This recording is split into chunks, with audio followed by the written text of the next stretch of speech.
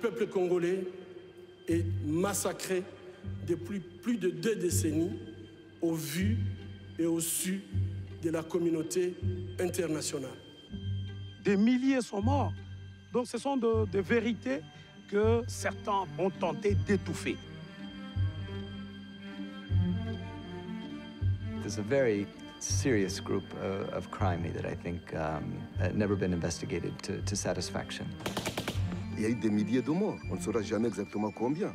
Les corbeaux ne savaient plus voler tellement ils avaient mangé de chair humaine. Ces gens nous ont guillotinés, ils nous ont tués.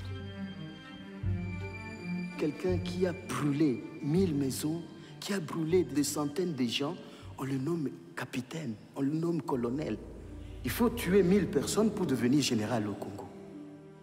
Those who have committed these heinous crimes have to be held accountable.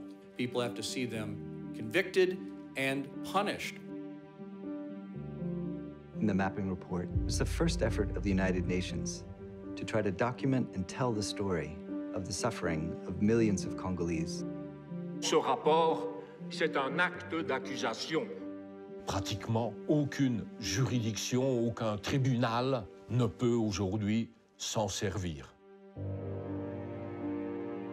Mon pays est systématiquement pillé avec la complicité des gens qui prétendent être nos dirigeants. On a la moitié des députés qui considèrent que pour avoir accès aux ressources, on peut tuer. Aujourd'hui, on recommence les mêmes erreurs historiques qui ont mené à ces 20 années de conflits, de massacres, de viols.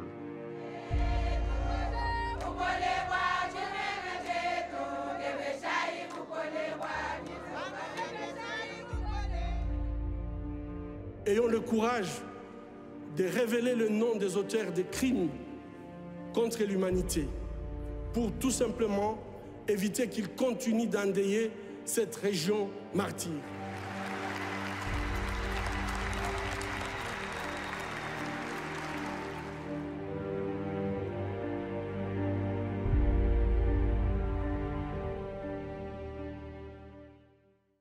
Le tribunal de paix de Kinshasa-Gombe, c'est la juridiction pénale, en vue de faire condamner les 2 personnes citées à leur domicile en Belgique pour plagiat et contrefaçon, et de faire saisir le film, d'en empêcher sa diffusion.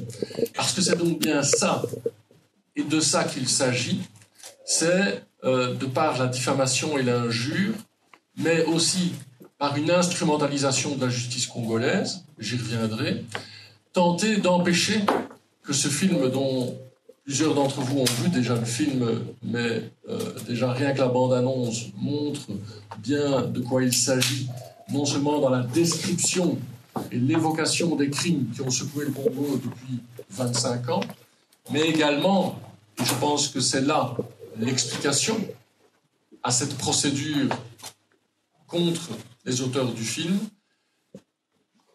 le fait de nommer, de désigner les responsables de ces crimes. Et visiblement, ce film dérange au Congo et dans les pays voisins du Congo, et il y a cette procédure, cette instrumentalisation de la justice. Alors, la plainte, la citation reproche que le film « L'Empire du silence » aurait frauduleusement porté atteinte aux droits d'auteur de leur propre film « Congo, le silence des crimes oubliés », qui est sorti en 2015, que le film de Thierry Michel reproduirait le film des citants, donc des frères Baloufou, sans leur autorisation, s'inspirerait de sa structure narrative et viole l'imaginaire collectif congolais. On reproche également le fait que l'auteur du film L'Empire du silence serait proche de certains dirigeants congolais. On fait feu de tout bois pour faire ce travail de sape, de discrédit de cette œuvre. Alors, face à ça, Thierry Michel et Christine Pirot ont porté plainte auprès du procureur du roi de Bruxelles en février, le 4 février 2022, du chef de calomnie et d'injure. Et une plainte totalement similaire a été déposée au parquet de Kinshasa, également donc visant les frères Baloufou. Donc il y a 2 plaintes en cours de plaintes pénales qui sont à l'information, parce qu'on ne peut pas se laisser attaquer comme ça, de manière totalement diffamatoire, impunément. Sur l'accusation de contrefaçon, j'ai pas envie d'être trop long, parce qu'elle est purement et simplement grotesque. Elle est grotesque et c'est l'angle d'attaque choisi pour attaquer le film. Et il n'y a pas d'autre angle d'attaque que d'attaquer les auteurs pour essayer de discréditer le film et surtout en empêcher sa diffusion. On relèverait, disent les frères Baloufou dans la citation, 80 points de comparaison entre les deux films. C'est totalement inexact. Il y a en réalité 4 images communes entre les deux films. C'est des images qui appartiennent à une banque d'images, l'agence CAPA, pour laquelle la production du film belge a payé les droits d'auteur, ce qui ne semble pas être le cas du film congolais. Et il y a surtout une multitude, jusqu'à 19 extraits du travail, et on connaît le travail de Thierry Michel ces dernières décennies sur le Congo, avec 13 films sur le Congo, et notamment un des premiers, Mobutu, roi du Zaïre, avec des images extraites de ce film-là, qui ont été utilisées sans autorisation par les frères Baloufou. Alors, je ne sais pas comment on doit nommer ça, dans le langage populaire, on dirait c'est l'arroseur arrosé, où finalement c'est le film congolais, Congo, le silence des crimes oubliés, qui pose problème par rapport au respect des droits d'auteur de l'œuvre de Thierry Michel. Par acquis de conscience, la maison de production Les Films de la Passerelle ont fait appel à la SCAM, que vous connaissez, c'est la Société civile des auteurs multimédia, Société de gestion collective et de droits d'auteur, qui a réalisé une étude comparée des deux films. Donc en les visionnant, et qui aboutit à ces conclusions-là dans un rapport que nous avons, que nous produisons en justice, du 18 janvier 2022, qui dit que cette accusation de contrefaçon ne résiste pas à une analyse sérieuse des deux films. Manifestement, c'est davantage des divergences de vues qui sont la cause et l'explication de cette procédure. Et on appelle ça, en matière de protection des droits humains, de procédure et de procès bâillon. Il s'agit de faire taire celui qui porte le message. Et il n'y a pas d'autre mot pour qualifier la procédure auquel vous devez faire face, la plainte pénale auquel vous devez faire face, et cette divergence de vue sur justement les responsables des crimes qui sont dénoncés. Visiblement, ça arrangerait beaucoup de monde. On se limite à pointer des responsabilités de pays voisins, le Rwanda et l'Ouganda, et qu'on taise les complicités internes qui ont été même brièvement évoquées par un témoin dans le film, avec des responsabilités congolaises dans les crimes commis. Et évidemment, on saupoudre ces accusations d'insinuation, de néocolonialisme, de proximité de certains dirigeants, du blanc qui fait un film sur l'Afrique. Et c'est évidemment inacceptable quand on connaît l'ensemble de l'œuvre de Thierry Michel. L'absence flagrante de contrefaçon implique que les accusations des frères Baloufou portent atteinte à l'honneur de Thierry Michel et Christine Pivot, raison des plaintes déposées, et on espère que ces plaintes recevront l'attention qu'elles méritent tant au parquet de Bruxelles qu'au parquet de Kinshasa.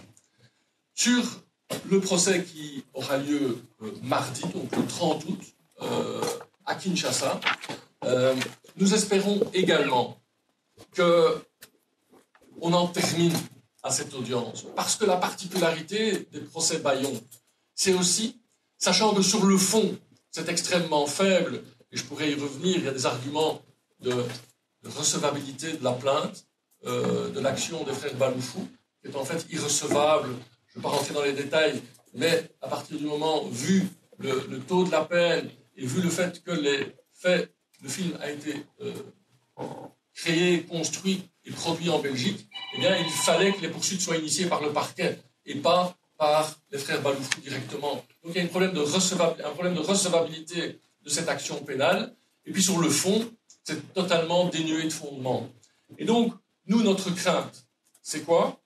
C'est qu'on fasse volontairement traîner la procédure pour maintenir la pression, sachant que si la justice se penche sérieusement sur la plainte, elle est obligée de refermer le dossier en disant « circuler, il n'y a rien à voir ». Et donc, nous, c'est notre demande.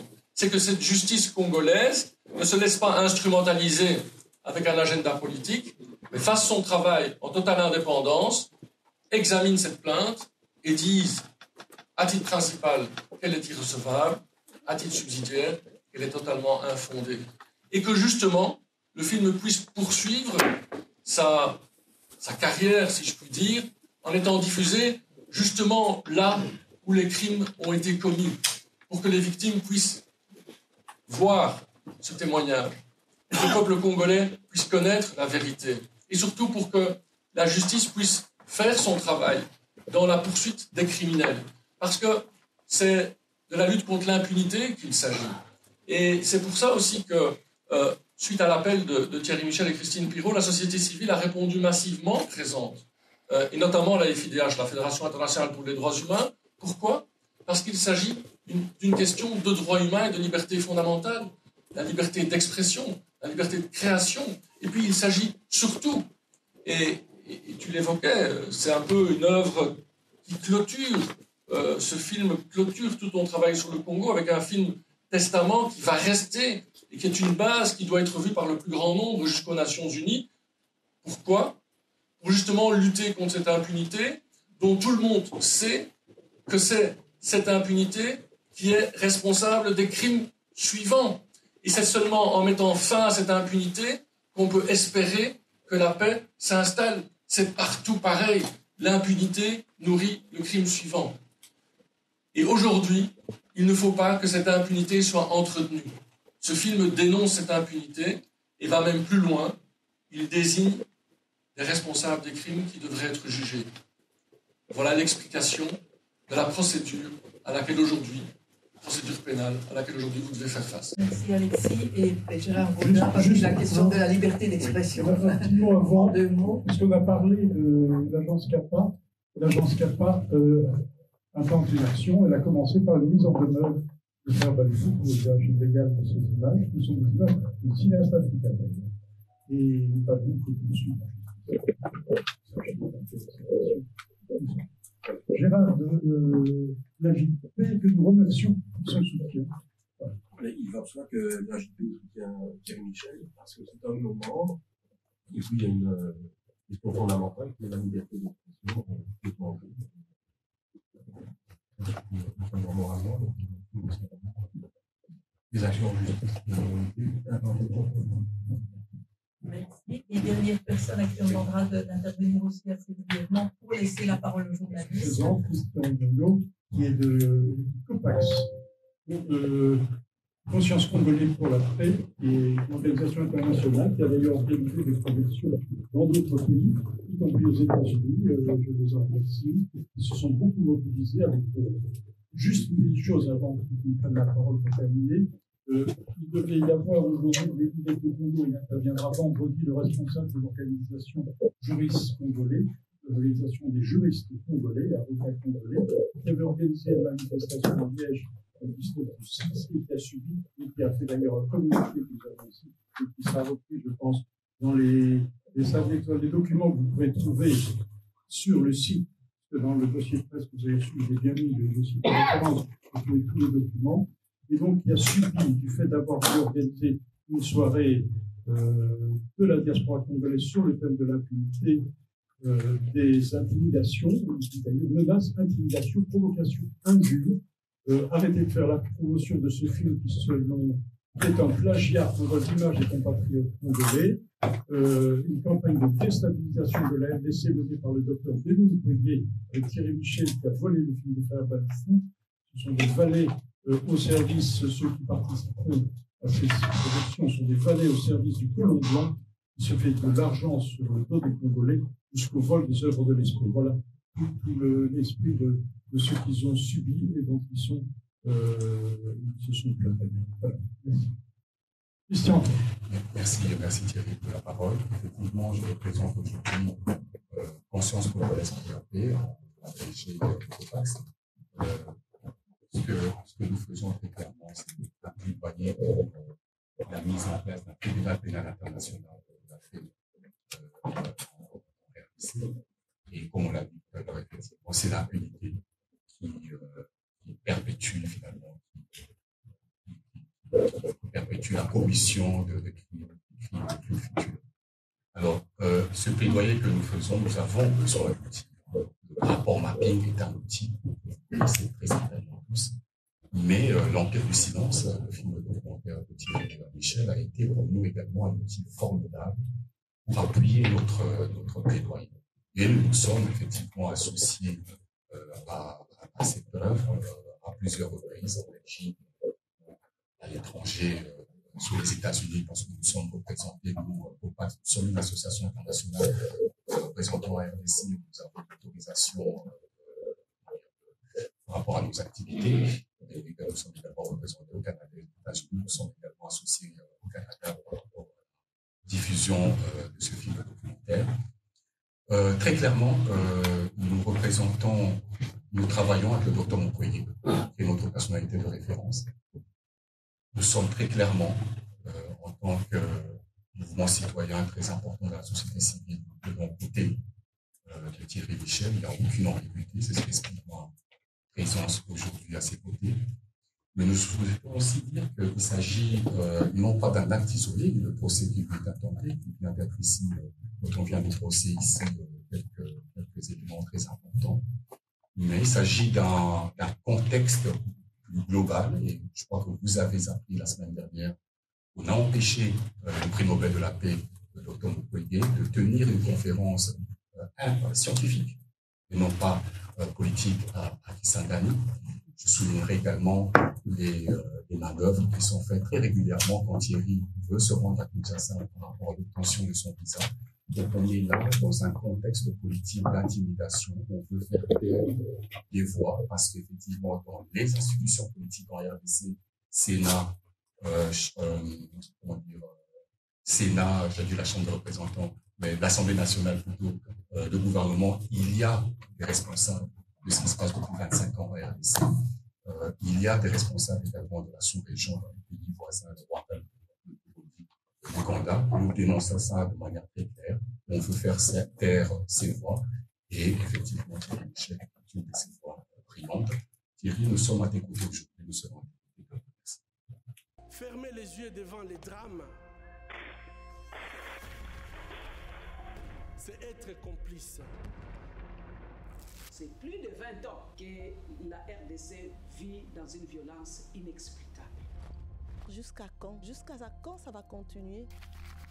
Après avoir réalisé un film sur le travail du docteur Mukwege à l'est du Congo, j'ai décidé de poursuivre mes enquêtes dans ce pays. Il est temps que tous ces crimes ne restent plus impunis. Once the circle of impunity is broken, once perpetrators are brought to justice, the next generation of perpetrators will think it twice before committing crimes. Dans mon nouveau film L'Empire du silence, nous dénonçons ces criminels et réclamons la mise sur pied d'un tribunal international indépendant.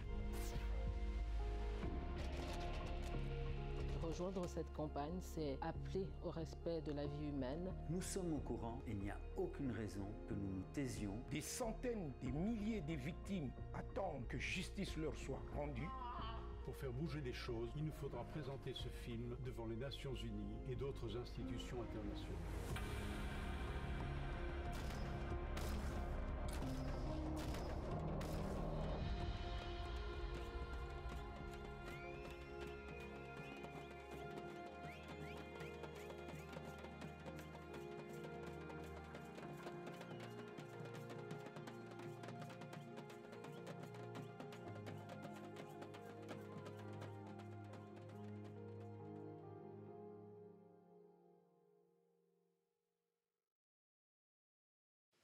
Alors, oui, Wendy. Oui, bonjour Wendy Bachi, Deutsche Welle, rédaction Afrique francophone. J'ai 3 petites questions. Les frères Baloufou demandent une copie du film. Ils demandent à ce que vous puissiez donner une copie du film et apparemment, c'est quelque chose qui ne s'est pas fait. Dans tout ce que j'ai pu voir sur les réseaux sociaux, leur cheval de bataille, c'est de dire qu'ils veulent que les deux films soient vus ensemble pour que les gens puissent faire leur propre opinion. Donc, qu'est-ce que vous répondez à ça? Est-ce que c'est prévu qu'une copie leur soit donnée? La deuxième chose, j'entends beaucoup dire que c'est pour interdire que le film soit vu à Kinshasa, mais c'est quand même un film qui a été vu au Palais du Peuple avec énormément de monde. Un film qui a été, je pense, l'entrée était gratuite de ce que j'ai vu.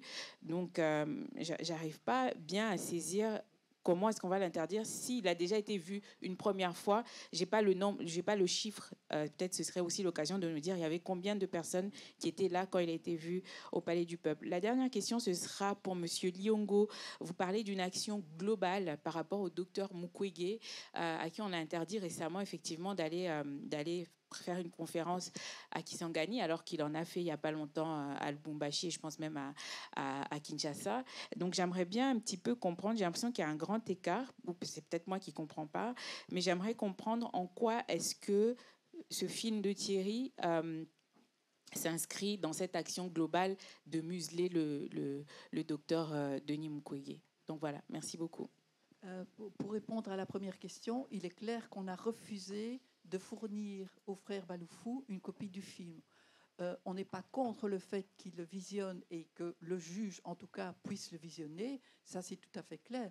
Mais transmettre une copie alors que le film sortait dans les salles de cinéma, qu'on a des contrats avec des distributeurs et donc qu'on conservait l'exclusivité et on imaginait ce qu'ils auraient pu faire avec cette copie. Donc, les empêcher d'avoir une copie, oui. Les empêcher de voir le film, non.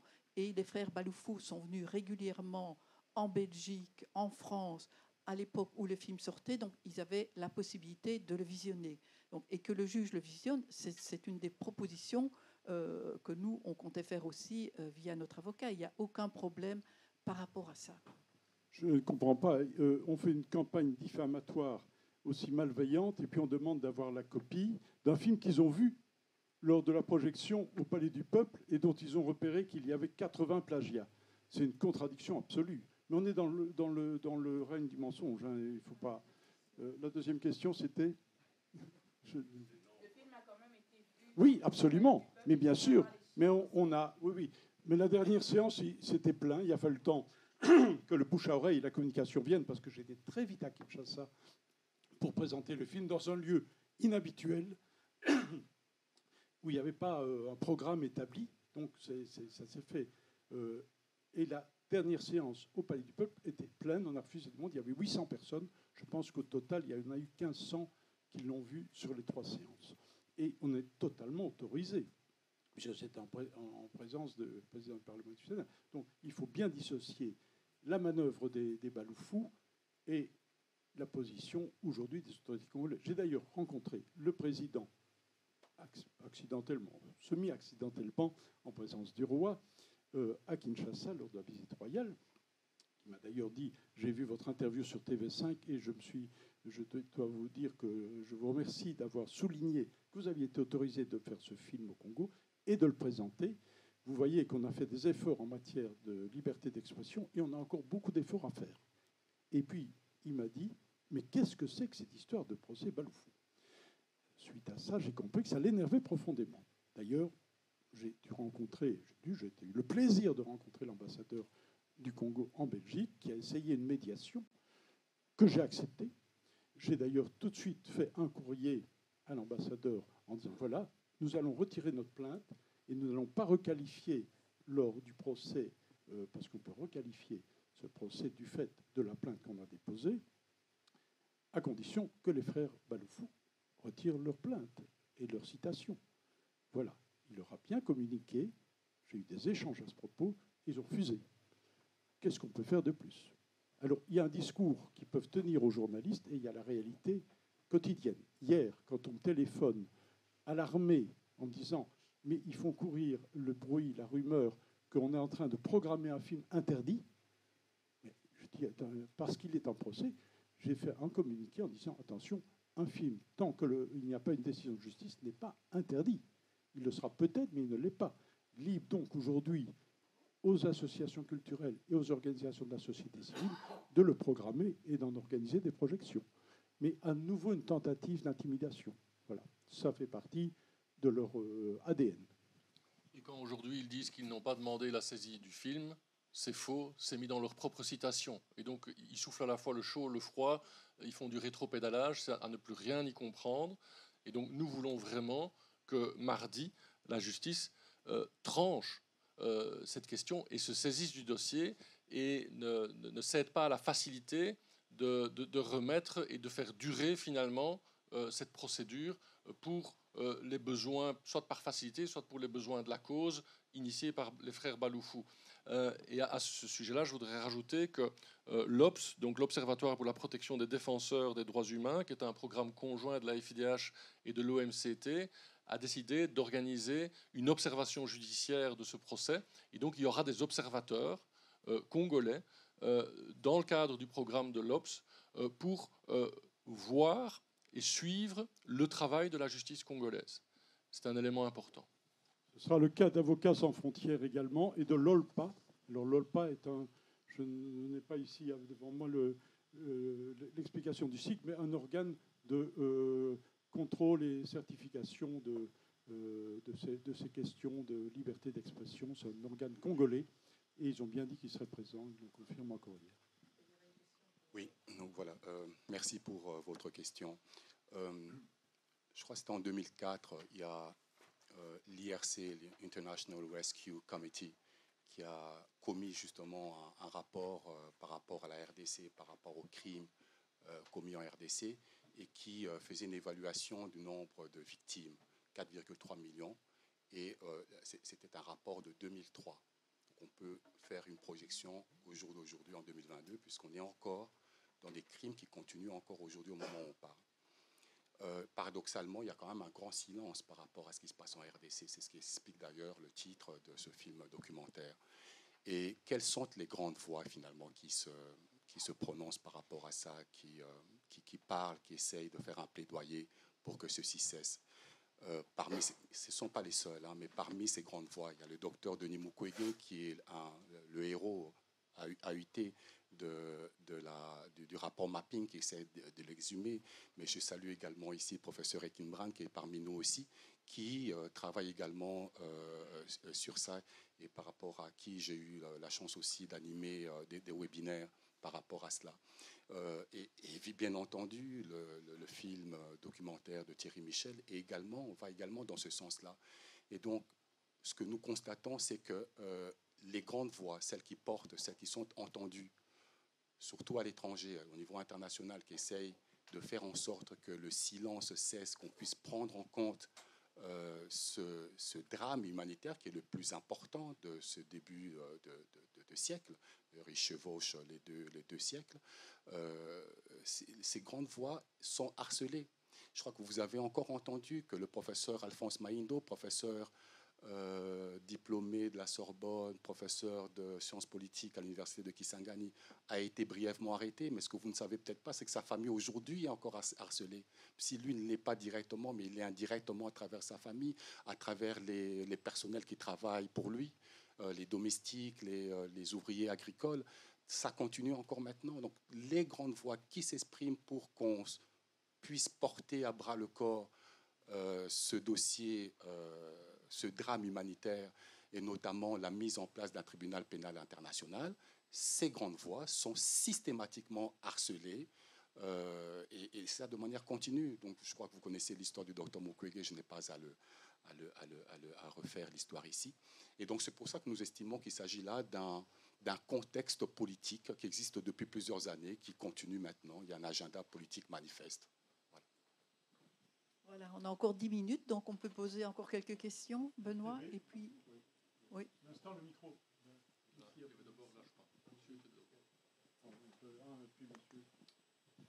Merci. Thierry, vous expliquez que vous avez une conversation d'ordre plus ou moins privé avec le président Tshisekedi. Au cours de cette conversation, il vous aurait dit qu'il ne comprenait pas pourquoi ce procès avait lieu. Par ailleurs, on sait qu'un des deux frères Baloufou est réputé proche de Félix Tshisekedi.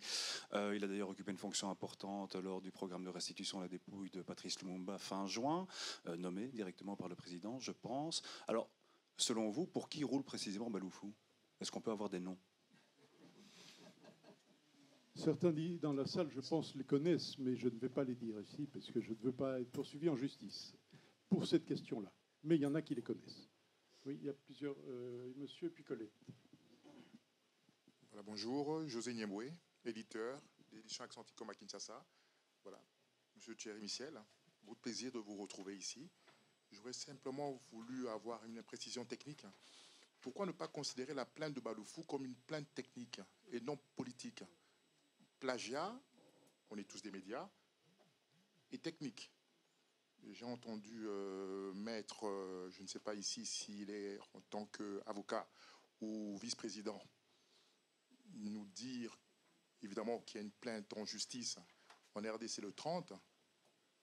Le 30, c'est dans quelques jours. On a une conférence de presse aujourd'hui. Pourquoi ne pas avoir attendu que le procès se termine? Ou bien cette conférence, c'est un hasard qui se passe avant le procès. Voilà, c'est juste pour nous. Pour une raison très simple, parce que les frères Baloufou demandent la saisie du film. S'il n'y avait pas la saisie du film et si c'était simplement une affaire privée, la question ne se poserait même pas.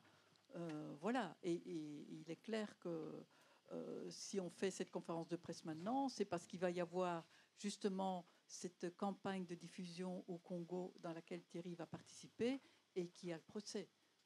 Donc il y a un moment. Vous savez, c'est mon dernier film au Congo, je l'ai dit.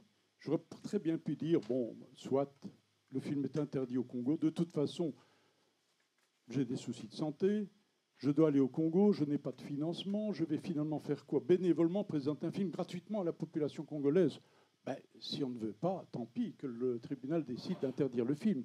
Non, je trouve que ça c'était cédé et que par respect pour les victimes que j'ai filmées, par respect pour ces populations martyres, il fallait se battre pour que ce film soit présenté au Congo. Ce n'est pas l'affaire de Thierry Michel et Baloufou. C'est l'affaire de que cette histoire puisse être connue, que ce film puisse être diffusé. Ce n'est pas technique. Ils ont affabulé un truc totalement inexistant. Ils ont inventé une fantasmagorie.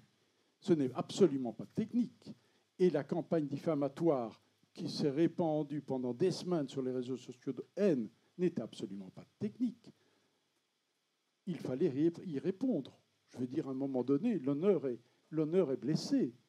Et ce n'est pas l'honneur de Thierry Michel. Je trouve que derrière ça, et quand on lit ce qu'on lit, avec les attaques perfides, pour interdire le film et pour dire, oui, mais ce film, finalement, fait la propagande d'un docteur qui veut déstabiliser la société congolaise, ben, on a compris d'où venait le vent quand même. On ne va pas tourner autour du pot. Pour répondre très précisément, pourquoi ne pas avoir vu cette action en justice des frères Baloufou comme une procédure, une plainte technique? C'est très simple. D'abord, premièrement, la maigreur de l'argumentation dans la citation. C'est extrêmement pauvre. Deuxièmement, si c'était purement technique pour viser un éventuel ou un supposé plagiat, il fallait choisir la voie civile et pas la procédure pénale, une plainte devant un juge correctionnel, pénal, qui vise des peines d'emprisonnement. C'est la preuve que ce n'est pas une plainte technique juste pour la question de droit d'auteur ou de propriété intellectuelle, parce que là, la procédure naturelle, c'est une procédure devant les juridictions civiles. Et le choix du juge n'est jamais anodin en droit, que ce soit en Belgique ou au Congo. On a le choix d'une procédure pénale. Quand on estime qu'il y a une infraction pénale qui a été commise et qu'on veut une sanction pénale. Et puis il y a la procédure civile, quand on veut faire reconnaître un droit et éventuellement obtenir une réparation. Donc si c'était une procédure technique, comme vous le dites, c'était la voie civile. Et donc ils ont eux-mêmes démontré que ce n'était pas la question de la procédure, mais qu'on était sur la voie d'une instrumentalisation de la justice congolaise, et on forme vraiment le vœu qu'elle ne se laissera pas instrumentaliser, et que Thierry Michel ne sera pas privé de liberté au procès le 30 août. Et désolé de dramatiser, mais on n'est pas rassuré. Et que, justement, la justice dise « stop, il n'y a aucune infraction pénale. La plainte, elle est totalement fantaisiste, elle est même irrecevable, et qu'on en termine.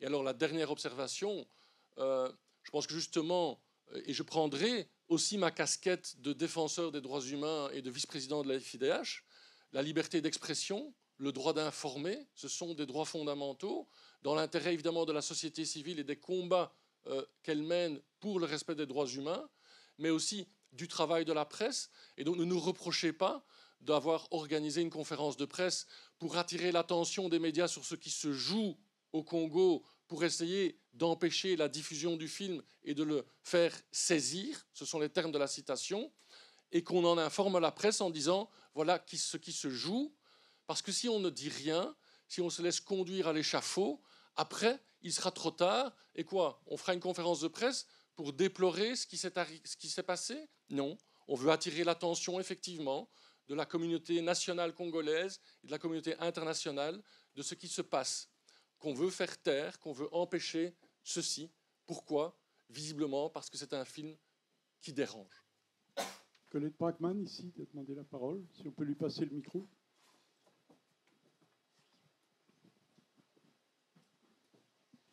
Merci beaucoup. Mais je crois vous entendre qu'on est un peu en pleine absurdité parce que vous accusez de viol de l'imaginaire alors que tous les faits sont réels. Comment peut-on appeler ça imaginaire alors que ce que vous racontez, c'est la réalité? Deuxièmement, les frères Baloufou ont peut-être dit la même chose, mais que s'il s'agisse de l'Holocauste ou du génocide rwandais, il y a énormément de films qui ont relaté les mêmes faits et la seule chose qu'on peut regretter, c'est qu'il n'y ait eu que 2 films ou 3 sur le sujet. Moi, j'aurais souhaité qu'il y en ait 20, tant l'ampleur des crimes est énorme. Troisième point, Maître de Soave y a un petit peu répondu. Comme vous allez vous trouver à Kinshasa la semaine prochaine, je crois qu'on va arriver là, non plus dans la mise en scène, mais dans les véritables enjeux. Donc la question, est-ce que le film risque d'être saisi sur place? Est-ce que vous risquez pas vous-même d'être saisi, si j'ose dire, ou inquiété ou dérangé, vu votre présence sur le terrain. Donc je pense qu'il y a quand même un certain risque. Et dernière question, on a tous compris que tout ça c'était le voile des apparences, expression que vous avez déjà utilisée vous-même, mais que derrière cette apparence il y a une réalité politique. Et je voudrais quand même qu'on parle de cela. Or il me semble que les motifs politiques qui ont mené à les ennuis, disons, de ce film ont changé, que les alliés d'hier, les amis, les alliés, ceux avec qui on avait conclu un pacte, ce pacte a été rompu, la guerre a repris et les alliés sont devenus à nouveau des adversaires. Le véritable visage de l'adversaire s'est révélé à tout le monde. Donc le contexte a changé. Et dernier point, l'ennemi réel actuellement du régime, ce n'est pas un ennemi, mais c'est un concurrent. Donc, est-ce que le véritable mobile de toute cette agitation, ce n'est pas d'empêcher le docteur Mukwege de progresser dans son avancée politique? Voilà, le risque est là. Il ne faut pas se le cacher. Beaucoup de gens m'ont, et pas des moindres, ont essayé de me dissuader d'y aller en disant que c'était le voyage de trop, que là c'était un piège qui m'était fait. Mais dans le même temps, le docteur souhaitait que je vienne à Bukavu faire enfin une projection à l'est du Congo où le film n'a jamais été présenté, et ce sera le jour du procès. Cette conjonction me semble extrêmement heureuse. Bien sûr que le soir de cette première à l'est du Congo, au collège Alpha-Géry que Colette connaît bien, en présence du docteur, et de toute la société civile de Bukavu qui est mobilisée, je peux dire, à un niveau extrême, si on ne pouvait pas présenter le film mais seulement faire une conférence, et si on venait pour m'y arrêter, je pense que ça ferait beaucoup de bruit. Je ne pense pas que les autorités congolaises vont tomber dans ce piège. Maintenant, parfois on se tire dans le pied. L'interdiction de conférence du docteur scientifique, du docteur à l'université de Kisangani, c'est une manière de se tirer dans le pied. Mais j'espère qu'à un moment donné, certains vont quand même se dire réfléchissons un peu et ne continuons pas ces scénarios absurdes qui ne mènent que dans le mur absolu. Donc, voilà. Oui, on avait dit qu'on arrêtait une toute dernière question. Et puis, on est là de toute façon pour répondre aux questions particulières. Le monsieur qui n'a le monsieur qui n'a pas eu la parole. Wendy l'a déjà eu. Ouais, on peut faire les deux questions, hein, voilà. Ouais, merci. Norman Ishimwe Sinamenye de Jambo News. Je souhaitais vous demander, est-ce que vous avez obtenu un quelconque soutien de la part du gouvernement belge, des autorités belges? Si oui, lequel? Sinon, espérez-vous quoi que ce soit de la part du gouvernement belge dans ce dossier? Wendy, comme ça on fait les deux. Alors c'est une toute petite question et c'est pour toi Thierry. J'ai l'impression que c'est pas la première fois qu'on est dans ce cadre de figure. La seule différence ici, c'est qu'on va à un procès. Je me rappelle l'avant-dernier film sur le docteur Mukwege, le serment d'Hippocrate que tu as fait avec Colette. Il y a eu la même année, ou à quelques mois après, le film d'Angèle Diaban qui est sorti et qui traitait de la même thématique. Et donc, j'avais envie de te demander, vu que tu clôtures sur le Congo, tu l'as dit, comment est-ce que ça se fait qu'à chaque fois qu'il y a une sortie de film, on se retrouve plus ou moins dans le même scénario à quelques détails près? Angèle n'a pas été jusque-là où vont les frères Diaban, les frères Baloufou. Angèle a fait son film, elle a eu Arte en France. D'ailleurs, je n'ai pas eu de coproduction française pour ce film, c'était Angèle qui l'avait eu. Pour celui-ci non plus, d'ailleurs, il n'y a pas eu de coproduction française. Elle était dans les grands festivals. Parfois c'était elle, parfois c'était moi, parfois c'était les deux. Je vois pas, il n'y avait absolument aucune hostilité entre nous. Non, c'est ce que je dis. Il n'y avait pas d'hostilité, mais à chaque fois qu'il y a complémentaires. Ben ici aussi, pour le dire, mais tu m'ôtes les mots de la bouche. On est face à un film, c'est complémentaire. Colette l'a dit, on va faire un film sur la Shoah, c'est pareil. Il y a une différence absolue. Le film d'Angèle est un film public que tout le monde a pu voir dans beaucoup de pays, y compris aux États-Unis. Le film des frères Baloufou, c'est un film fantôme. Il n'a jamais été diffusé en Belgique, jamais diffusé en France. Quelques, les doigts de la main sont trop, projections à Kinshasa, mais il n'a jamais présenté à l'Est, que je sache. C'est un film fantôme qui a été tourné en 2015 et il sort du bois en 2021. Il a été montré au FESPACO en 2017. J'y étais. Il y avait 25 personnes. Oui, il y a une projection FESPACO. Je pense que c'est une des rares projections internationales. J'y étais et j'avais trouvé que c'était un film plutôt courageux. Mais après, il disparaît des radars. Et là, il y a une question à se poser. Et c'est une vraie question politique. Pourquoi n'ont-ils pas... Pourquoi est-ce que, à partir du moment où le président Tshisekedi devient président, on met ce film dans le placard? Posez-vous la question. Vous aurez la réponse. Vous êtes congolaise, vous avez déjà la réponse. Je veux répondre sur la question du soutien. Oui, en effet, ce film a été soutenu par la coopération et le ministère des Affaires étrangères en Belgique, qui a trouvé que c'était extrêmement important de raconter cette page de l'histoire congolaise. Et voilà. Donc, et les projections à Kinshasa ont été organisées par la délégation Wallonie-Bruxelles, par Catherine Braille. Je veux dire, et la projection qui va avoir lieu ici à la fin de la semaine, c'est également au centre Wallonie-Bruxelles, et c'est vraiment, voilà, donc on peut dire qu'on est soutenu de ce côté-là, du côté francophone, puisque dans notre pays compliqué... Il n'y a pas une feuille de papier de cigarette entre nous. Que ce soit bien. Voilà, je crois qu'on en reste là. On vous remercie tous d'être venus, la JP, tous ceux qui soutiennent évidemment Copax et tous les autres qui nous ont soutenus, et évidemment à nouveau le Presse Club, voilà, d'avoir pu faire cette réunion qui présage d'une autre réunion où je sais qu'il y aura beaucoup de monde.